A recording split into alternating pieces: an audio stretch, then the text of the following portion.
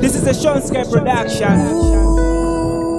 It's gonna be Kundi B, Tanaka Jeremiah Hammer, Spy Kid on the track. Ladies,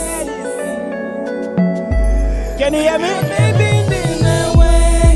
This is a dedication to all the beautiful women in Zimbabwe. Your Pastor D, my baby,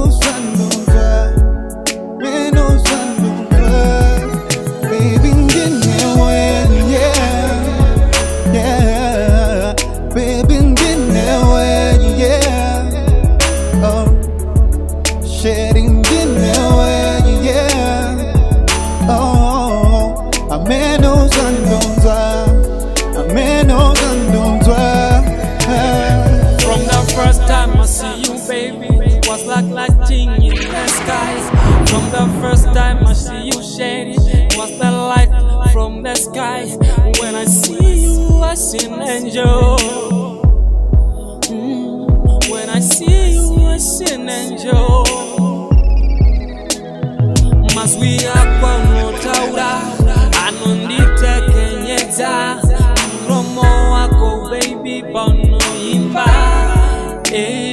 Mas we are no taura, anondifata. Kanapa no famba mdiwa. Dinozwa.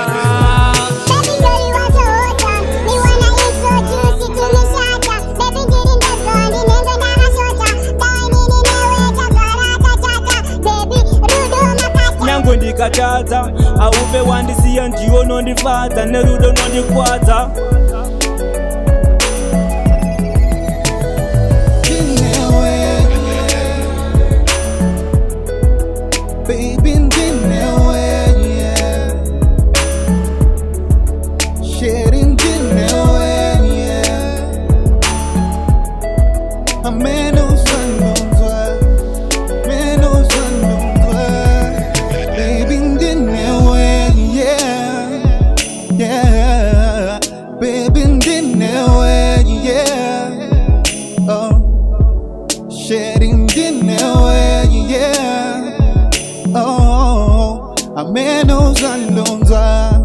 Ameno zandonzwa. So juicy to me shaka, baby.